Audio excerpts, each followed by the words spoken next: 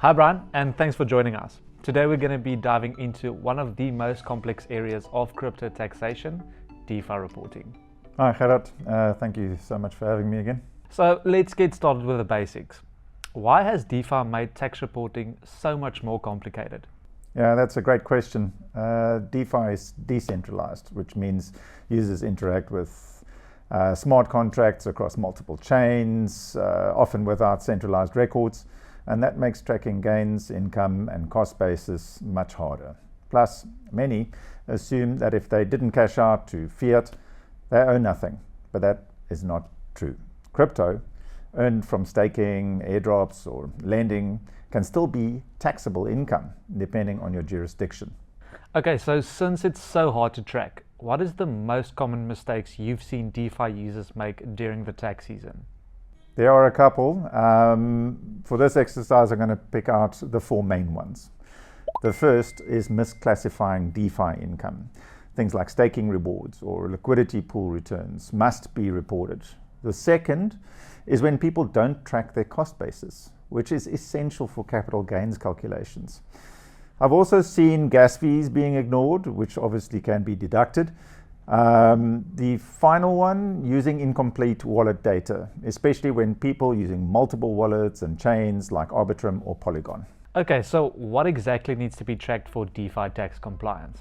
You'll need to log each transaction's date, time, and the assets that were involved.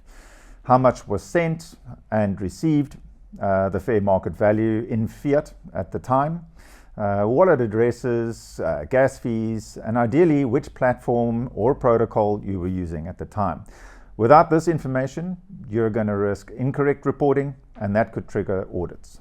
Are the IRS and the other global tax authorities actively watching DeFi activity? Oh, they're watching, absolutely. The IRS has actually made this very clear. They expect Form 8949 for gains and losses, the Schedule 1 or B for income, and every tax return now includes a virtual currency checkbox.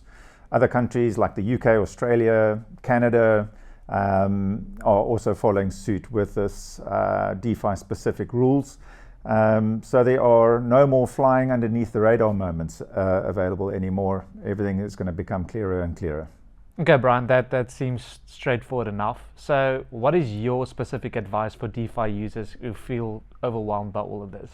Sure, it can be daunting. If you're using multiple platforms or doing complex transactions like staking or providing liquidity, get professional help. Look for someone who can connect to all your wallets and classify each transaction, calculate fair values, generate audit-ready reports. Doing it yourself, little DIY spreadsheets, is just not going to cut it anymore, especially with cross-chain activity. Cool. Thank you so much, Brian. It's clear DeFi users need to be proactive and precise when it comes to taxes. Can anyone reach out if they feel that they need any help? Yeah, of course they can. You can reach out to info@countdefi.com or book a free consultation in the link below. Thanks again for having me, Gerard.